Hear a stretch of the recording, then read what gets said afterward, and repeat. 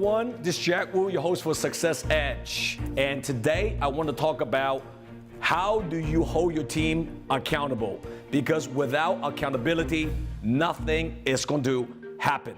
One of the things that I can share with you right off the beginning is that most people, first, they don't even like to hold themselves accountable. And if you don't even like to hold yourself accountable, how can you possibly holding others to be accountable? In order for you to hold your team and your company and your people to become accountable, let me share with you a few simple steps that I've used in my last 20 years in the team building business. Point number one, step number one, you have to be accountable to yourself first. So there are two reasons why people don't want to be held accountable. The number one reason is they don't want to let others down, because they will feel so embarrassed when they don't hit their goals and they let their people down, they let their peers down, they let their mentors down, so they don't even want to be accountable to themselves. And the second reason is that the more people growing in their organization, there are a lot more responsibilities. There are a lot of people who don't want responsibilities. Therefore, they don't want to hold their people to be accountable.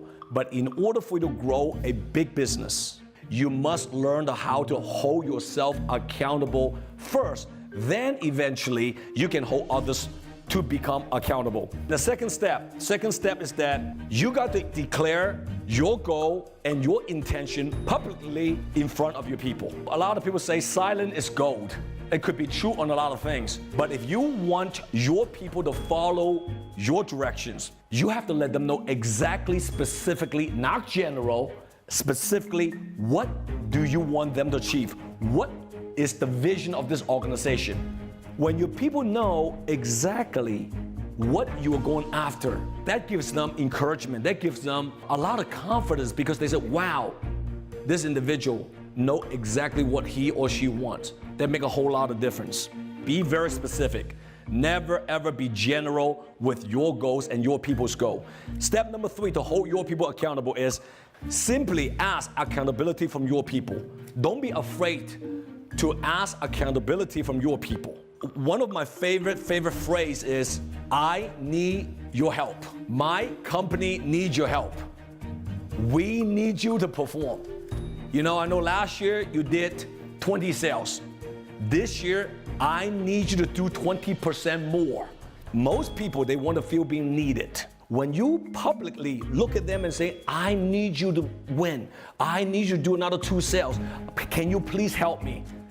I don't know why it's so magical about those kind of phrases, because when you are able to say that on the top level as an executive, a lot of your people want to fight for you because you lower your ego down. Another point I want to make is you got to constantly monitor your people's performance. How you monitor your people equals how successful your business can be one day. I believe business always equals numbers. If anybody who works extremely hard, they should have numbers at the end.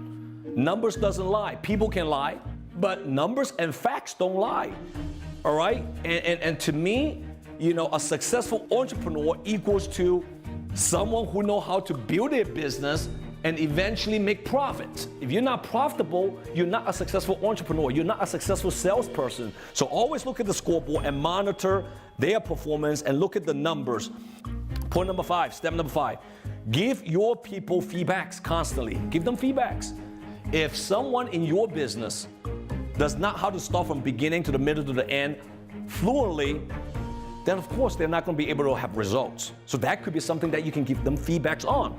I would definitely sit down and give honest feedbacks and find out why this individual in your organization are not performing, because those are the reasons sometimes, most of the time, those are the reasons why they're not performing. And you as a leader got to figure it out. What kind of advice, what kind of feedback you can give it to them and plug the leaks in your recruiting process. Plug the leaks in your company. And this is your job as a leader. Point number 6 is give your people specific recommendations. Feedbacks are simply asking questions. I think you need to do this. Have you ever thought about this one? But now, step number 6 is that now you got to give them specific instructions and recommendations. You need to improve on your people skill because you're not smiling too much. You need to do more activities because you are lazy. You're only working 2 hours a day. How about increase it to 3 hours a day? Eventually you can get to 8 hours a day. That could be a great recommendation. Different strategies. Create momentum. Read more personal development books on sales, on people's skill. And then lastly, step number 7 is always focus on your people's dreams with a lot of your love. At the end, I think love can conquer everything.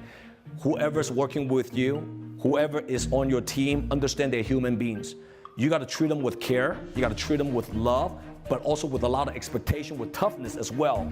My recipe of how I build my company is very simple. I use my heart and my hours to build my company. Because at the end, people, if they feel your heart, they feel that you care, they feel that you love them, but they also feel that you are very serious about hitting goals, and you are serious about helping them to achieve their dreams, then they will start to take you seriously. Then they will start to become accountable to your cause.